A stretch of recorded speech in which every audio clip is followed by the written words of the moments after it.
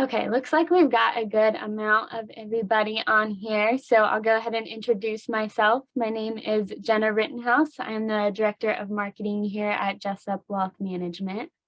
We're hopping on here for a quarterly market update. We think it's important to have this platform with clients and prospects and the community just to rattle off quick market updates, what we're thinking, what's going on, and then have a platform where you're able to then ask your questions right then and there and get some answers. So I will turn it over to Mark McEvily, CIO of Jessup Wealth Management, to give the market update. And then I'll hop back on after that and explain how to unmute yourself to ask your questions. And one disclaimer, this is being recorded so that we can repost it for anyone who could not make it today. So Mark, take it away. Thanks, Jenna. Hi, everybody. Welcome back to our November market update webinar. Again, the webinar series aims to convey our market outlook in real time and give you all the venue to ask us questions that you might have. Tonight, I'm joined by Matt Jessup, CEO at Jessup Wealth Management. After my presentation, I will let Matt give you his 2 cents on where we are and where he thinks we're going. So Matt, feel free to interject at any point if you have anything to add. Will do, sir. And just a quick disclaimer before we get started, this is not financial advice nor a recommendation to buy or sell any investment products, and this is meant for educational purposes only. So I'm going to go ahead and share my screen here as I've prepared a couple slides for everybody. All right, so getting started, first I want to say I'm just as excited as everyone else that we finally made it past the midterm elections, and the signs all over the place and commercials were really starting to get to me. So I'm glad that that we are past that. With that being said, the midterms really didn't play out as most people expected. As it stands right now, it looks like the Republicans will have control of the House and the Democrats will have control of the Senate. Historically, as you can see in the graphic in front of you, the market would have liked to see Republicans take control of the Senate and the House, just because on average, the market performance is historically the best when we have a Democratic president with a Republican-controlled Congress. And that's highlighted at the green bar on the right-hand side of your screen right now. But I think it's important to mention that just to the right of that green bar that you see, that shows the historical average performance of the market when we have a Democratic president and a split Congress. And as you can see, the average returns are almost 12%, which isn't too shabby. So I still think from a midterm election seasonality standpoint, looking back at history, investors have the wind at their backs going into the end of the year and through the first half of 2023. To kind of piggyback off of that previous slide, historically, market returns following midterm elections have been extremely strong, regardless of the outcome of the election. So as you can see in this chart, since 1950, the S&P 500 has never been negative in the 12 months following a midterm election. And returns during this period are stronger than average at approximately 15%. So we call this or refer to this as seasonal strength. And we've been talking about this for most of the year now, especially in the second half. And with as weak as 2022 has been for most investable assets, we're almost setting up for this kind of like a perfect storm, in our opinion, of strong returns over the next 6 to 12 months. You know, there's been so much negativity priced into the market that it would not surprise us to see a big move to the upside between now and the end of the year and now and the next 6 to 12 months. And in addition to midterm seasonal strength, Q4 tends to be the strongest quarter for any given year for the market on average. So again, to reiterate, we do believe that investors have the wind at their backs between now and the end of the year. So next, I want to spend a little bit of time on valuations. No matter where you look, valuations have been stretched above average for quite some time now. Analysts and economists alike have been calling for a quote unquote valuation reset over the past 5 years since we spent so much time above average for so long. And I think the prolonged monetary stimulus that the Federal Reserve provided during and after COVID attributed to valuations reaching extremely stretched levels. And as you can see in the chart on the screen, valuations are starting to head back toward average ranges. And when I say valuations, I'm talking about how much investors are willing to pay for a stock based on their earnings.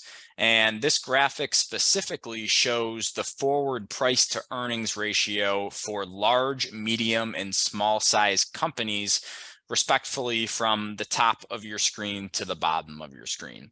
And looking back at history, lower stock valuations tend to increase long-term stock performance. So we also view this as a tailwind moving forward. Next, in this chart, you're going to see year-to-date performance of 3 key market indices through the end of October. So in purple, we have the Russell 2000 Small Cap Index. In orange, we have the S&P 500, the main large cap index in the US. And in blue, we have the NASDAQ, which is a technology-heavy index. And what stands out to me is this. The S&P 500 and NASDAQ made new lows for the year in October not too long ago.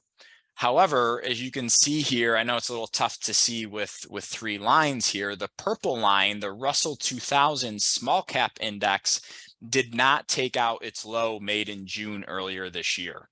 And this is important because small caps tend to lead the market in both directions. They start to deteriorate prior to their large cap peers, and they start to recover before the rest of the market. And there's several pieces of research out there that show that coming out of recessionary periods, whether you think we're in a recession now or we're about to be in a recession here in the beginning of 2023, small cap stocks tend to do the best.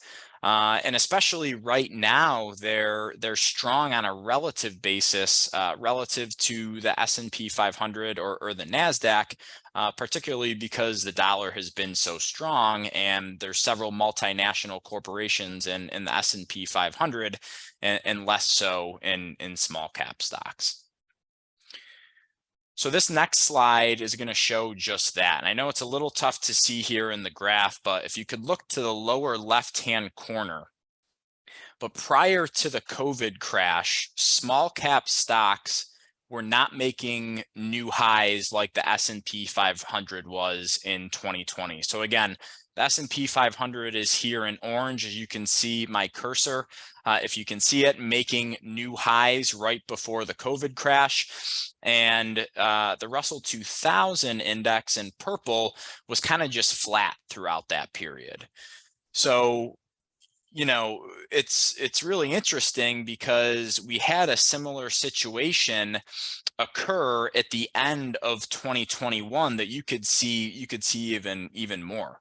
But again, coming out of the COVID correction, you can see that small caps after January of 2021 started to outperform large caps until that turned around in late 2021. But the interesting thing to note that you can see pretty clearly here is that from January of 2021 to January of 2022, small caps, the purple line, just kind of chopped sideways for about a year, while the orange line, the S&P 500, was making new highs in a pretty easy stair-step fashion.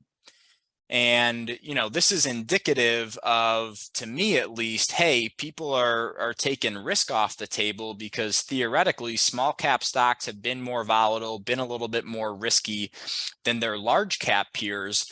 And when you see small cap stocks going down or just going sideways when the S&P 500 is making new all-time highs, you can see that there's a rotation happening under the surface. And then obviously we all know how the year has been for 2022. And you can see that pretty clearly on the graph in front of you.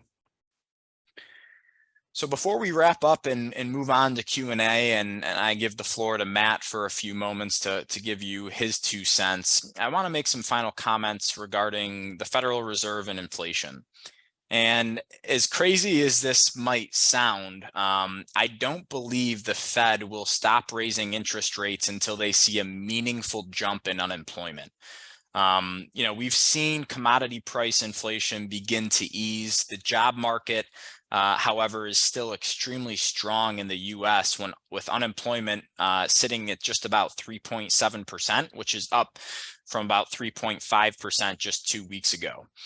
And the theory behind the Fed wanting to increase unemployment is this. When you have inflation, that means that there's too much money chasing too few goods and or services. That's just simple supply and demand economics. And to fix that imbalance, we need to produce more goods and services, and or we need fewer people demanding those goods and services. So if more people are unemployed, theoretically, you should have less demand for goods and services, which should bring prices down. Now, nor I don't think anyone else should be rooting for a recession or for unemployment to increase, but that is what the Fed is looking for in order to bring inflation down to its 2% target over the long run. And it's interesting because the Fed has 2 mandates, really. That's price stability and to maintain full employment. But they already said that they're foregoing the latter to really try to focus on inflation because in their eyes, that's the biggest threat to the economy right now. And to piggyback off of that a little bit, we have already begun to see large publicly traded companies announce layoffs and hiring freezes over the past couple of months. And I would expect this to continue into the first half of next year. And I believe we're going to see a meaningful increase in unemployment, unfortunately, over the next couple of months. But the thing I want to leave you with is this. The market is going to start to recover before the news headlines get any better. This is something that Matt and I harp on pretty hard in our podcast, especially this year at the Independent Advisors podcast, is that the market is always 6 to 12 months to 18 months looking down the road. And we believe that 2022 stock market performance has been pricing in all of this poor economic data that we've seen over the past couple of months and that we're going to see continue into 2023. So it might not feel right to be invested when it seems like every news station out there is calling for an economic collapse. But again, we just have to remember that the market is forward-looking. Again, Matt and I do believe that most of the damage has been done. That doesn't mean we couldn't sell off further between now and the end of the year or now and the beginning of next year. But again, this market sell-off and this valuation reset bodes well for the market going out 3, 5, 8, 10 years from now.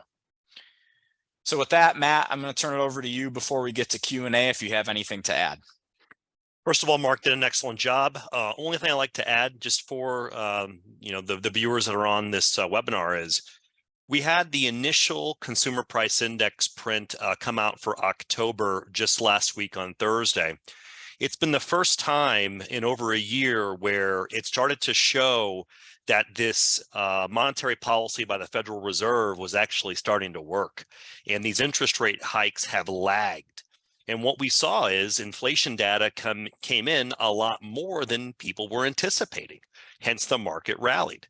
I think that over the coming months, if you continue to see this inflationary data come in, That's going to provide more incentive for people to put money back into the market because they have vision with what the Fed's going to be doing. Next month, we got some important dates.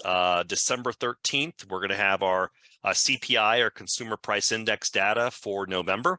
And the following day on December 14th is the next Federal Reserve announcement.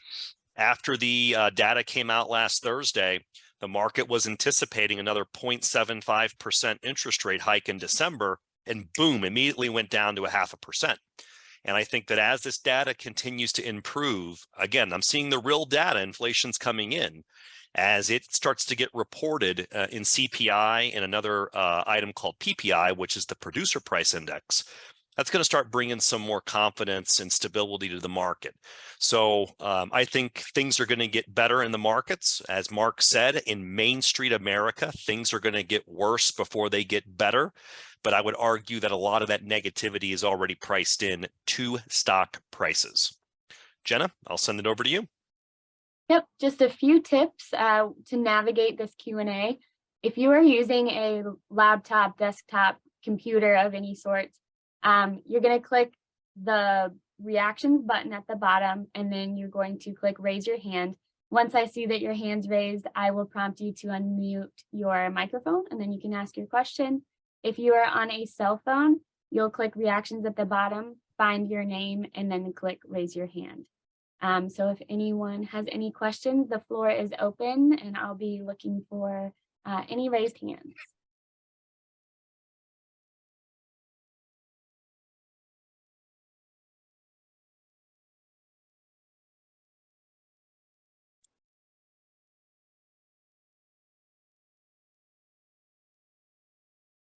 While we wait for some questions, Jenna, just an interesting note to point out. I think finally this year you're going to have some Black Friday deals for shopping purposes after Thanksgiving. So, when we had the supply chain constraints, companies were trying to get inventory as quick as they could, and ultimately when they did, things were back to significantly more normal, and companies were left with a bunch of supply and products and goods. So I think the majority of retailers in the country right now, from the research I've been reading, are way overstocked, and some product has already gone to liquidation. So if you're a Black Friday shopper, definitely be looking out for those deals that we haven't had the past couple of years. I'll build on that, Mark. Latest estimates I've seen from a lot of research firms are showing total sales in this holiday season to be up somewhere between 6 to 7% over last year. And to throw out our 10-year run rate on that's about 4.5% year-over-year growth. And so someone could sit there and say, well, a lot of that could be, inflation. But I think it does just go to the underlying stability of the American consumer. Despite what you're seeing in the headlines and despite consumer sentiment, we're continuing to see data that the consumer's in a good spot. Whether it's the comments from releasing of banking executives when major banks are reporting, or we're looking at the raw data, things are not showing an erosion on the consumer front at this time. Yeah, and I think that's the interesting for this point of economic stress, Matt, is typically when we have stresses in the economy like we do today, we see drastic pullbacks in the consumer spending. And I think it just goes to show you how strong the consumer actually was post-COVID, with the savings in their bank account that obviously has been spent down significantly. But I think that's why people are asking this question: are we actually in a recession right now? Because people aren't acting like it. People are still going on vacations, they're still flying, they're still spending money on a discretionary basis, and that's not normal during a recessionary period. And I would expect that to slow down a little bit, but I think that's why you have some economists and analysts calling for this quote unquote soft landing for the Fed, is because the American consumer is still spending at a pretty normal, regular clip right now. And I think that that's a real possibility, I guess, of a soft landing. As always, we could get another shock for the Fed. But, I think it definitely is a possibility just because of the strength of the American consumer. Yeah, I mean, just to build upon that as we wait for a question, in the first 6 months of next year right now, Wall Street is expecting average monthly job losses to be upwards of 150,000 job losses per month for the first 6 months of next year. That's the base case. But here's the argument I have to this. Employers have learned a very valuable lesson the last couple of years. It is hard to hire people. And I think that for decades, employers would lay people off, bring them back on, lay them off, bring them back on. I think companies are thinking twice about that. I had a meeting earlier today with a client that employs about 150 people. This topic came up. He says he's not letting anyone go because he thinks it's going to be temporary. And he thinks it'll cause more problems than it saves in the short-term savings. And so I think that you're going to have more of that mindset. And I think that as the consumer feels more comfortable with their job, you're going to continue to see that spending. And I think, a lot of the job hits have hit the tech portion of the economy. So just something to throw out there. Yeah. Yep. And I see there's a question up here. So Georgia, if you're ready, go ahead. Hi, guys. Hi, Georgia. Hi. So, we're seeing a lot of layoffs in the tech industry right now, but, something I read recently that said, if people are happily spending, maybe not happily, but they're doing it, $10 for a burrito now, why would they go back to $8? So I get this, I've read all about the inventory overloads at Target and all that, but I'm not seeing big discounts at Target. It seems like they are just selling it off to TJ Maxx or whatever they do. So even, and then just listening to third quarter corporate earnings, I know we have some retail coming out. They're kind of bragging about the pricing. And for someone who's gone to the West Coast twice now in the last month, it is as packed as it ever was before COVID. Every seat is taken like always. The Atlanta airport is like you can't move in it. Yep. So, and people are still spending, like you said, and you're talking about it being up. So if people, how many companies are really going to lower a price if we're paying it now, even if that means, and to your point, nobody can find anybody to hire. Everyone I still talk to at my old work and all, everybody's still saying the same thing. You still have to wait longer on the phone to get the airlines to talk to you. So other than certain industries that can maybe lay off, are you really, and which I hate to see, that just breaks my heart, what really will be the stopping point and what would incentivize the business to lower their profit margins when they're doing dances right now? Mark, I'd like to start with that one because Go ahead. I think the biggest misperception right now by investors is the difference between disinflation and inflation coming down. And let me explain the difference between the two. The definition of disinflation are prices going from $10 for the burrito back to $8. The base case right now is that you're going to start to see inflation come down to where these year-over-year numbers. So when we get to March of 23 compared to March of 2022, we think you're going to start to see that number a lot lower than right now. Year over year, it's about 7.5%. So it's not to say that prices are going to revert to pre-COVID. We don't think that's going to be the case. It's just that this year-over-year inflation starts to slow, so you have more stability with prices. And I think that's going to happen as excess supply starts to make its way into the system. I'll give you an example. You look at housing inflation. In the next 12 months, you are going to have the largest supply of multifamily housing hit the market in over a decade. Wow. It's that type of stuff. When supply and demand starts hitting there, the slowdown potentially in consumer spending the first half of next year. Again, don't get disinflation confused with inflation coming in year over year. It's two different things. I don't think we're going back to pre-COVID numbers.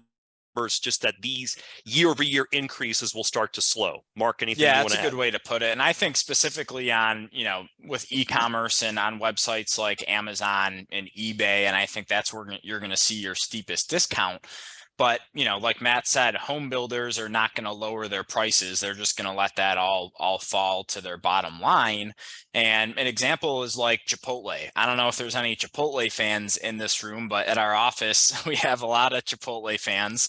And they've risen their prices substantially over the past couple of years. And guess what? People keep paying it.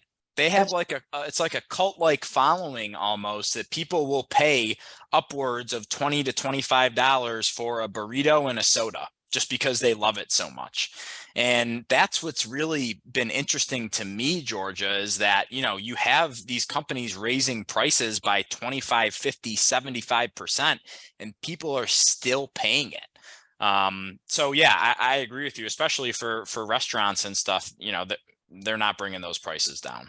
Do you think then the economy would turn based on the labor market? And again, we saw the 10,000 and now Amazon's going to lay off 10,000 and all that stuff, that it would be across the board on industries, or because it's such a shortage, we can still have the economy be strong. We can still have the prices get what you were just talking about without it meaning massive unemployment numbers. Yeah, I think happy with that.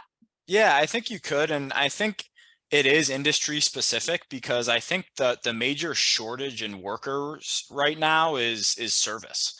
For these, higher tech, higher paying jobs like we were just talking about in the tech industry, I think those are the layoffs that you're going to see because these employers are paying them so much. But with the way the economy is and that it's been since COVID, no one, or people that used to work service jobs, are like, hey, I can get a heck of a lot more money going and working at XYZ company, so I'm going to do that. And the person that was waiting tables on the weekend or bartending on the weekend doesn't have to do that anymore. So those people are never going back to the service industry. And I think that's the challenge that the economy is going to have to deal with over the next several years. Is you had a whole chunk of people in the workforce that were working 2 or 3 jobs part-time, but they found a job that's paying them really well with really good benefits. So they're not going back to their service job. Yeah. Yeah, we just got done recording our weekly episode of Questions with Matt and Mark. We post that in all of our social media sites, and we kind of talk about, 2 hot button issues. Mark and I each pick one and kind of throw it at each other. And we talked about the layoffs today. And one stat I threw out there is, look at Facebook. What they tell you is, hey, they're laying off about 10,000 people. But if you look at their head count change from the beginning of the year to now, they're still up well over 10,000 workers they've added since the beginning of the year. So I think a lot of this stuff, we need context around it. And I think that some of these headlines are misleading. I'll give you another example. The jobs number for last month in October, the headline number says we gained about 200,000 jobs. But when you take into account the participation rate, people falling out of the system, i.e. retirement, we technically lost 328,000 jobs last month. Now, why don't you think we heard about that? We had the midterm elections. No one's going to tout that, right? Yeah. And so just a lot of this data right now, you really got to dig into it. It's just not the headlines that you're seeing right now can be very misleading. And so the one thing you can't mess with, corporate earnings. You can't mess with these balance sheets and corporate earnings. And that's what Mark does a really good job with the firm. So just be careful with some of the headlines, because I think that some of them could be misleading. My favorite thing is to listen to earnings calls, because I think all the truth is there. Yeah, that's great. And Georgia, I done that habit many years ago. So it's, the truth is there. So yeah. Right. And Georgia, I don't know where you listen to the earnings call, but there's a really good app called Quarter. Oh, okay. That lets you, you could just listen to the analyst questions portion of it. So you can skip all the stuff that you don't want to listen to. And it's spelled a little differently, but let me give you the exact. Yeah, it's QUARTR, Quarter. And it's just an app you can download on your iPhone or your Android. And you can pick the companies that you want to file. I think they just came out with financial information on there, like revenue growth year over year and month over month, earnings growth, margins, and all that stuff. So yeah, it's really nice. Yeah. And Yeah, I'll download we're not that. paid. We're not paid by them. I wish we were, but we're not. That's just, I like the app and that's what I listen to because you can just throw it on when you're in the car. Yeah. Thank you guys. And I listen to your podcast every week. Thank you, Georgia. We appreciate that. Keep spreading the word about it. I will. I send it to my friends that even aren't with you just because I think you guys do such a great job. Thank you. Georgia. We put a lot of effort into it. Jenna's great behind the scenes. She helps Yes. me and Mark tremendously. So thank you for that. All right. Thanks, guys.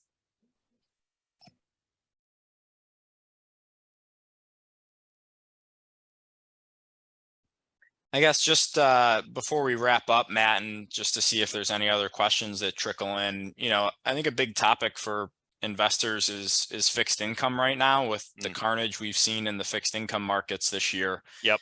What's your outlook for bonds, going out, and, is this a situation where bonds are never going to come back, or what are your 2 cents on that? First of all, I'll throw this out there. People keep saying, Matt, when do you think the peak is going to be in the interest rate cycle and the Fed in general?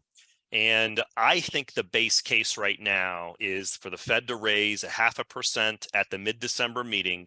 And then at their meeting 6 weeks after that, which should be early February, most likely a quarter, and then a pause. I think that, in my opinion, is the base case. I think with the data that's going to come out in the inflation front, I think that's what ends up happening. To a certain extent, I think that interest rates on the long end of the curve, meaning longer maturities, have priced a lot of that move in. To kind of prove that point, last Thursday when the CPI print came out, the 10-year Treasury was down 1/4% in an hour. And I think it just goes to show you just how volatile and how tough the bond market has been this year. I'm in the camp where you might want to start looking at locking in some of these longer term rates, because as they peak out, you're going to start to see the Fed in the second half of next year at some point at the beginning of 24 start a lowering cycle. Why? Their main goal is to contain inflation. And once they contain inflation, their other mandate is full employment. Yeah. And how do they do that? They start lowering those rates. Right. And so on the fixed income front, just to kind of explain it to our listeners here and our viewers in plain English, I think that, you're going to see kind of peak interest rates over the next 6 months. I think it'd be more along the lines of 3 to 5. But I think after that point, you're going to start to see those come in. And what that means is mortgages will come down over time, et cetera, et cetera. So that's my 2 cents. I think there's better horizons for bond returns. I think when you look at history, this is one of those years in the bond market that's a once in every 25 to 40 years. It's an extremely rare event to have stocks and bonds down a similar amount. And I definitely think you'll see some brighter days for fixed income. Yeah, I think you will too. And I think, this might sound counterintuitive for a lot of people, but, I think, longer term bonds are starting to look a little better in terms of duration. So going out a couple more years than people historically have could provide some benefit. And I think you're going to see some opportunities in the high yield space or the non-investment grade debt, because we got to remember, Matt, when interest rates were near zero, a bunch of these publicly traded companies refinance their debt for virtually nothing. Right. Mm-hmm. So that's Yep. sustainable. Right. So, if we want to look for a little bit more extra juice, and these higher yielding companies, their balance sheet looks a lot better just because that they refinance their debt at such a lower rate, I think you could have some opportunities longer term. Is it going to happen in the next couple of months? No, probably not. But again, this year has been a major outlier for bonds, and it would floor me if we had back-to-back years like we had this year for bonds. So I just don't want people to completely give up on bonds just because they've had a historically poor year. And that's what we tend to see with investor psyche and investor behavior, is that they tend to chase the really flashy stuff that's worked over the past year or 2 years or 3 years. And I think it's the same thing with fixed income. People have just been so sick of the poor returns in fixed income that I think a lot of people are going to give up on it. But again, using history as our guide, I would caution against doing that. Well put, Mark. So All right, Jenna. Well, it looks like we don't have any other questions right now, so we'll leave it here. As always, if any questions pop up, if you want to hear us talk about anything, please email us at inquiries@jessupwealthmanagement.com. Thank you, everybody, for tuning in to our November market update. And this will be recorded and on YouTube for those who ever want to reference it back or tell your friends if they missed it. Thanks for listening, everyone. Thanks, Thank you, everybody. everyone.